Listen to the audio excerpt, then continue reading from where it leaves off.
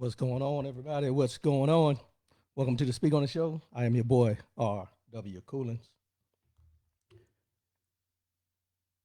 Just trying to get a couple of little technical difficulties going here. Bear with me, giving some people time to get in. Trying to get the phone lines connected.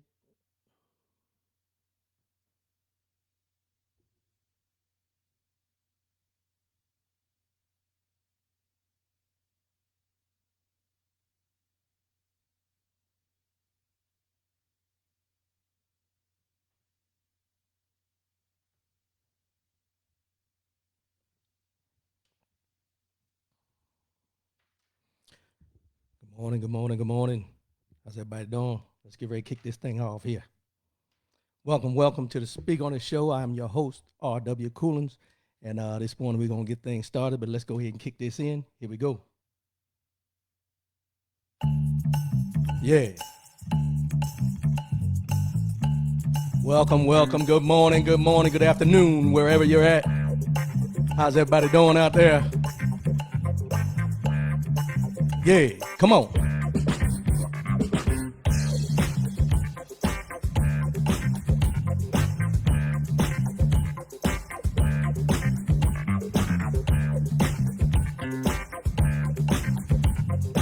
Good morning, everyone. Good morning. Good afternoon.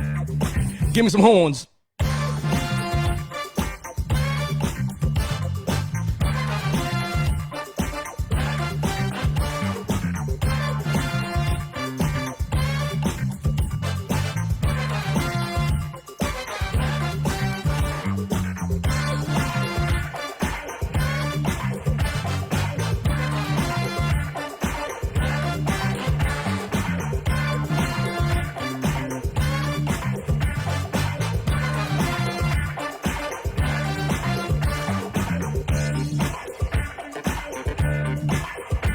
Happy 4th of July. While you're out there celebrating today, take into account people with pets while you're setting off those firecrackers and those suffering from PTSD. Come on.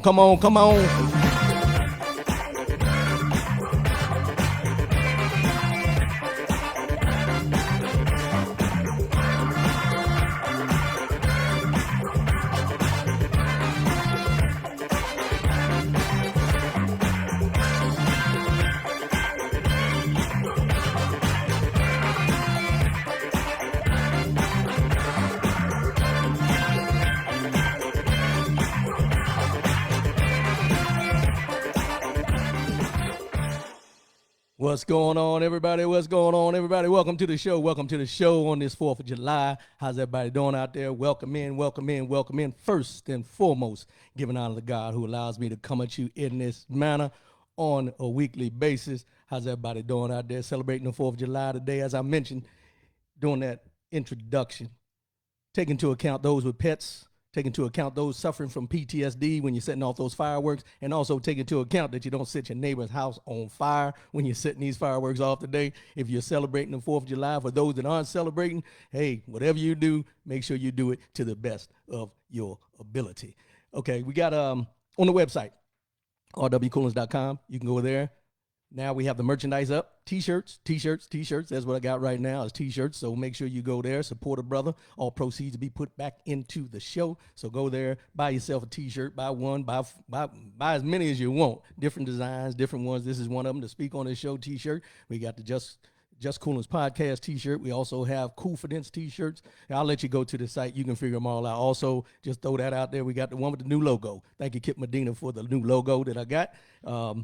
Everybody seemed to like it, so that's on a t-shirt as well. So make sure you go there, buy a t-shirt. All of them are priced at $20. If you're a big boy, them X's, them double X's and triple X's and quadruple X's or whatever X you may be, they cost another $2 additional for each additional X you go up, all right? So make sure you go there, buy the t-shirts. Nothing against the big boys, but it's a lot more material, so I got to make sure I'm compensated accordingly for the material we're using for that t-shirt. Just saying.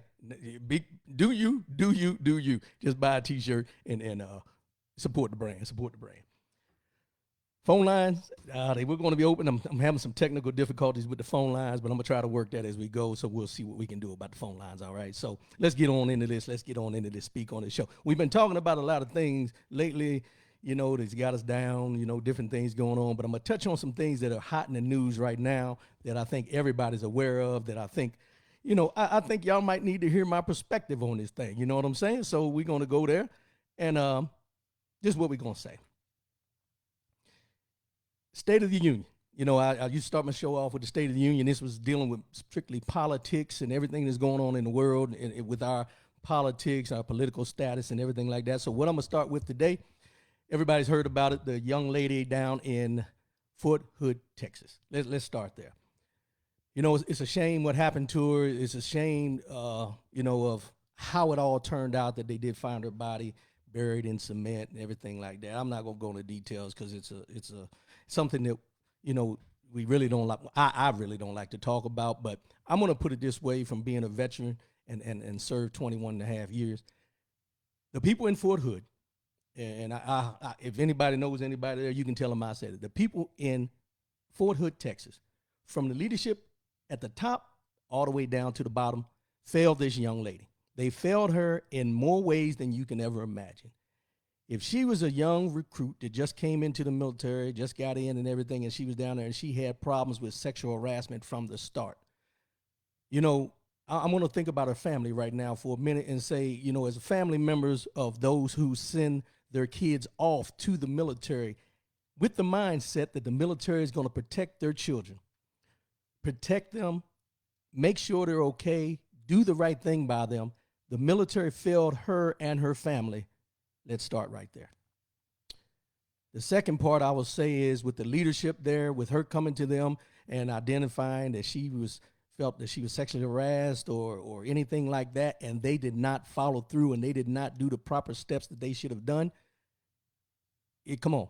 I mean, we got the Me Too movement going on. A lot of people don't agree with it, but it's here to stay. Things are going on in the world that the Me Too movement is here to stay, and people need to be, need to understand that this movement is about situations like this young lady had to deal with down in Fort Hood, Texas. And I want people to understand, the military is not exempt from these type of things. Don't think this is a one-time situation that happens. It happens many, many, many times. I've known people who've gone on deployments overseas while they're defending their country and have been sexually harassed or sexually abused, raped, any of those type of things you can think about. They happen. And this is not a one-time deal. The problem with this is, the other problem I have with this is, it was almost 2 months that she was missing, that no one ever did anything to find out where she was. All they did was marked her. They marked her as being present when she wasn't present. They didn't do the due diligence to find out what was going on with this young lady and her whereabouts. I blame everyone from the top to the bottom in leadership at Fort Hood, Texas. That's where I stand on that. It doesn't make any sense. Now let's go to another story that's been in the news that I really, I'm not going to go in depth because I don't want to jeopardize anything about me or anything like that, but I will put it this way. We've heard in the news that there were bounties put on American service members' heads in Afghanistan by Russia, paying Afghanistanis to put bounties on their head to kill American service members. Now, the one remark we keep hearing back from this, first thing we hear is a hoax. Everybody knows where that came from. I'm not even going to say the name. It's a hoax. That's all we ever hear when anything comes out is a hoax. The other part that jumps out at me is I wasn't briefed. No one told me. Let me just put this in. Let me put this caveat in there. As a retired military service member, they served 21 and a half years, and anybody who has served can understand this. Anybody in the civilian sector who has ever supervised or managed or overseen people can understand this. When you're in charge and you're put in charge of people, assets, whatever, and something happens, the answer that you cannot come up with is, I didn't know and nobody told me. That is the last answer that you can come up with. That's the last answer you should ever come out of your mouth with. That's the last answer anybody ever wants to hear. I didn't know. Then let's go a step further. I didn't know. No one briefed me. All these different things going on. But never once, and I'm going to put this out here, and I don't know if anybody else recognized, you probably did, but I'm just going to put it out here. Never once in these conversations, whether it be from the president, who is the commander-in-chief of all military services, let's be real, the president, the press advisor, anyone in the administration, let's just call the whole administration, I have yet to hear anyone say whether they're investigating it, whether they're trying to find out if it was true. All they're coming up with is the answer that no one told us, no one knew. Never once in there have they said that the military members were aware that there may be bounties on them. Never were they told that they were briefed. The Pentagon briefed the military members that are in that area. None of that is coming into play as far as what happened, what didn't happen, what's true, what's not true. None of that has been assigned. All we've heard from this administration is he didn't know. He wasn't briefed. No one told him. When it was said that he was briefed back in February. Now you figured out where you want. I'm just going from my experience, from where I sat at a particular time for 21 and a half years, and there's no way anybody, to include myself, my leadership, or anybody that I worked with, could come up with an answer when something goes wrong to say, we didn't know, or nobody told us. That's the last thing they tell you. You have to take accountability for anything and everything that goes on under your leadership. Just going to leave it at that. Going to transition real quick. 4th of July, everybody's out there celebrating. If you celebrate it, be safe. As I said, in coming up with the music playing, be safe. Take into account all those other people out there. You're not the only one out there. You got people who have traumatic experiences that could be affected by your fireworks and everything like that. I shouldn't have to tell you that. You should be aware of that if you choose to set off fireworks and things like that. But what I want to touch on is this. There was a speech back on July 5th of 1852. And they said this was the best speech ever given about July 4th. The speech was given by Frederick Douglass. Frederick Douglass, back in July 5th, the day after July 4th, Independence Day, 1852. And what I did was I took a little snippet out of it, and I read it, and I'm going to play it for you right now, and then I'm going to come back and let you know exactly where I'm coming from with this. What to the American slave is your 4th of July? I answer, a day that reveals to him more than all other days in the year the gross injustice and cruelty to which he is the constant victim. To him, your celebration is a sham, your boasted liberty an unholy license, your national greatness swelling vanity, your sound of rejoicing are empty and heartless, your denunciation of tyrants' brass-fronted impudence, your shout of liberty and equality hollow mockery. Your prayers and hymns, your sermons and thanksgivings, with all your religious parade and solemnity, are to him more bombast, fraud, deception, impiety, and hypocrisy. A thin veil to cover up crime which would disgrace a nation of savages. There is not a nation on this earth guilty of practices more shocking and bloody than are the people of the United States at this very hour. Frederick Douglass, 1852. So that's just a small snippet that I decided to pull out of his speech on July 5th, 1852. What I would do is encourage you. I'll post it on my Facebook page after the show is over so you can read it. It's long, it's in depth, but it gives you an understanding of why a lot of people of color do not celebrate the 4th of July. They recognize it, but they don't celebrate it because of the significance of what was going on back then. Now I'm going to give you my understanding and where I stand on the 4th of July. I understand the significance for the country. Don't get me wrong. July 4th, 1776. I understand the significance for the country. I understand the significance of the freedoms, everything that you can entail with July 4th of 1776 and the celebration. I understand wholeheartedly, no problem.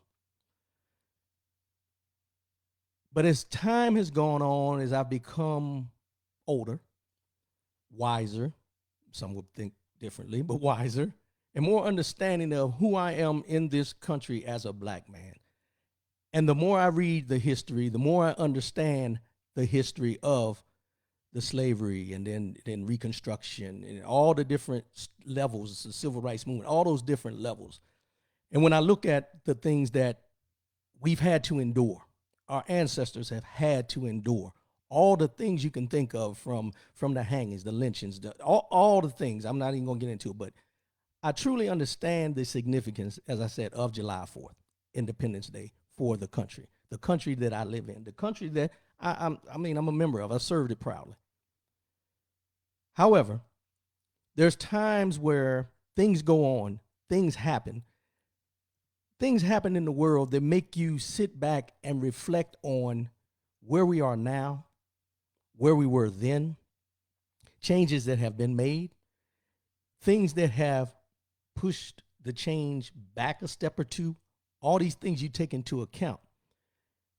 And as I said, the more I read the history that was never taught, never presented, what you have to do is you have to step back and look at it from a perspective of how you do when you talk about the Holocaust.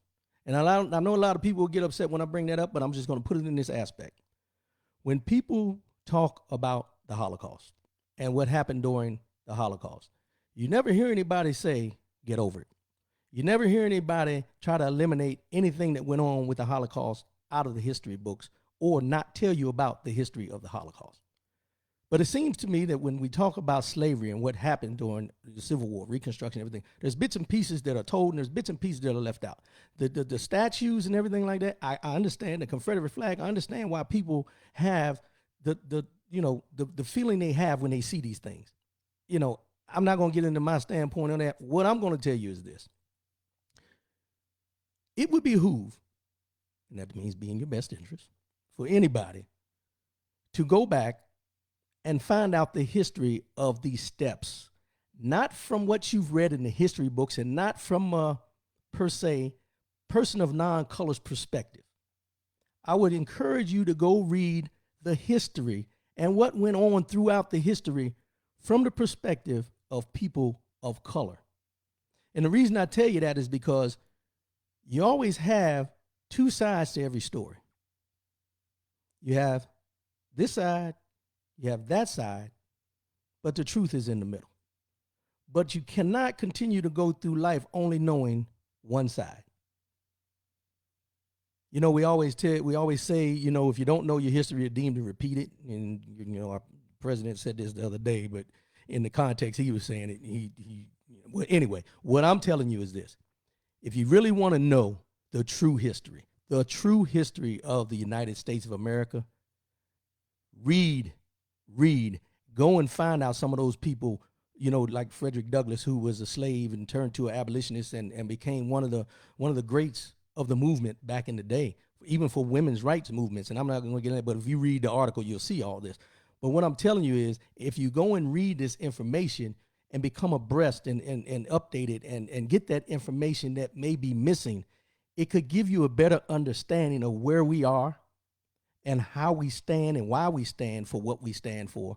And it will also give you an understanding on why Colin Kaepernick decided to take a knee. I'm going to throw it in there because I think some of you need to go back and read and find out exactly why he took a knee and stop allowing people to take over the narrative and change it from what it's about to what they want you to think it's about.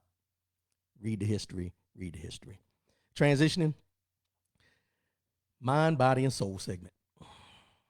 My mind, body, and soul segment for today, nothing big, nothing major, just something I'm going to go back to and bring it up forward.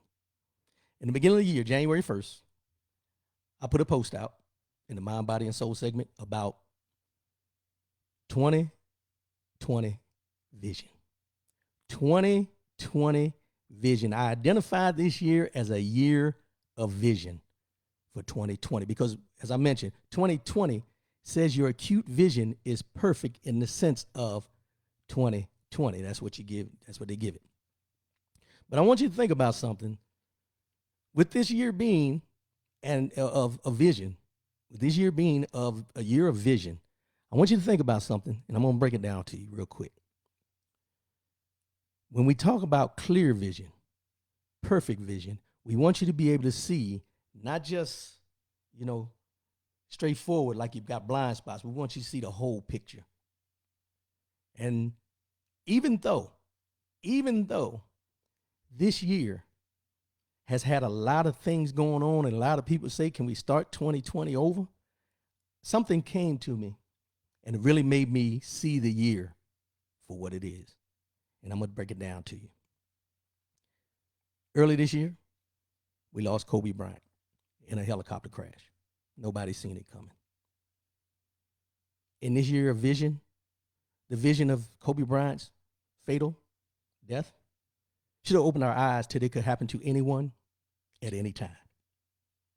2020 vision. Coronavirus kicked in around March, sometime in March. We've been been on and off doing things. This is July. So from March to July, we've been dealing with the coronavirus.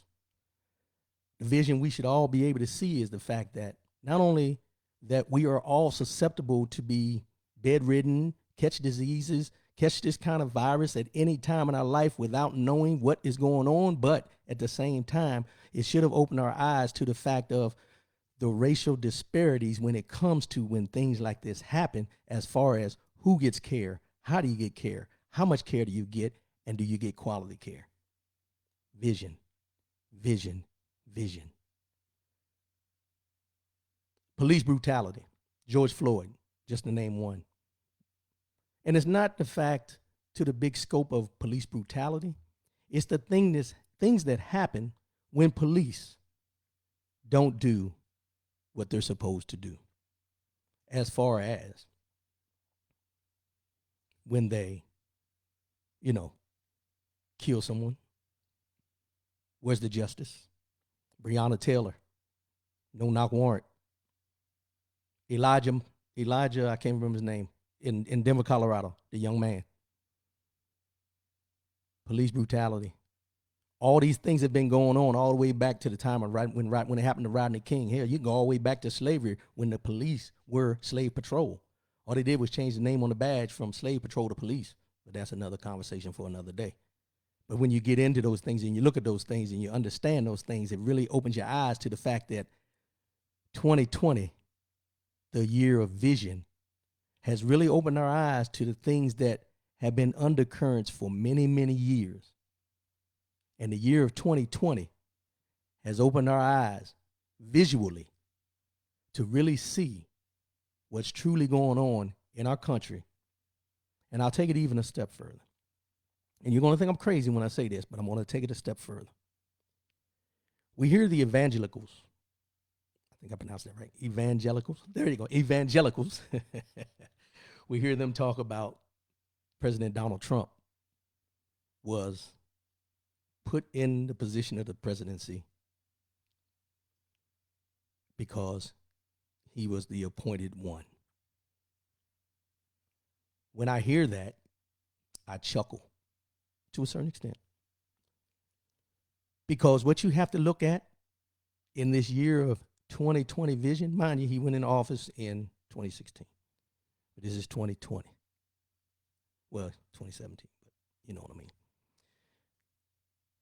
For those people to say that he was the appointed one to go into the office at this time because this is what the country needed, I want you to think about what I just said. 2020, the year of vision, perfect vision, clear vision. So I would caveat off the evangelicals and say this. If President Trump was put in office and God chose him to be there, as we always say, God works in mysterious ways. I'm going to put it in this aspect. If he was put there for a reason, everything that has gone on, the coronavirus, the police brutality, the Black Lives Matter movement, the statues, all the things you can think of that we're dealing with right now that have been going on, where people of color are finding their voice and finding their way and getting out there and protesting about the things that are going on in our country right now. If that's the reason, or if he was the one that God put there at this time, think about the power and the goodness of God and understand that if he was put there by God and everyone wants to get on that bandwagon that that's why he's there, he was put there to open our eyes to the fact that there are people, to include him and others, white nationalists, KKK members, however you want to look at it, who have a superiority complex. And with the 2020 vision, everyone's eyes are open to the fact that that mentality still exists. I just go by what I come to my conclusions of. You may agree, you may not agree, but at the end of the day, 2020, the year of perfectly clear vision. I want you to think about that. Let that marinate in your mind juices. I think I might have gave you a mindgasm on that. Let that marinate. You'll figure out what I mean. But what I'm telling you is this. In the year of 2020, we've seen a lot of things go on, a lot of things that have opened our eyes to not only everything that's going on around us, but those who we thought were close to us. Because at this point, the 2020 vision, the clear vision that we have, has shown us who truly are friends and those that are foes. Not verbally, maybe not in your face, but if you go down your timeline and you see the things they comment on and things they don't comment on and how they feel about certain things, it'll really give you an understanding of where we sit.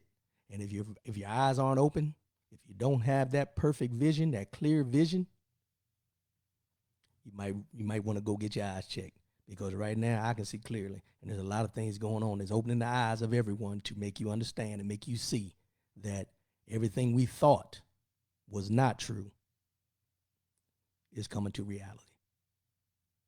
I'm your boy R.W. Coolins. Just wanted to come at you today, give you a little bit of something to think about, something to give you a mindgasm on. Y'all think about that for a while. As I said, the website, go to the website under merchandise, order your T-shirts, order a T-shirt for you, your mother, somebody in your family, anything like that. And as I mentioned before, it's the 4th of July. If you celebrate, make sure you celebrate safely. Don't lose no fingers trying to throw M80s or firecrackers or any of that kind of stuff. Don't set your neighbor's house on fire. And please take into account those neighbors that you have that have animals that cannot stand those loud bangs and booms and everything. And also, please take into account those who may suffer from PTSD, because just the slightest boom can take that person from having a good day to having one of the worst days just because of that boom. As I always say before I sign off, love yourself, love one another, keep your head up, and most definitely keep your faith in God. I'll see you on the video. I'll see you on the radio. Holla at your boy. Peace.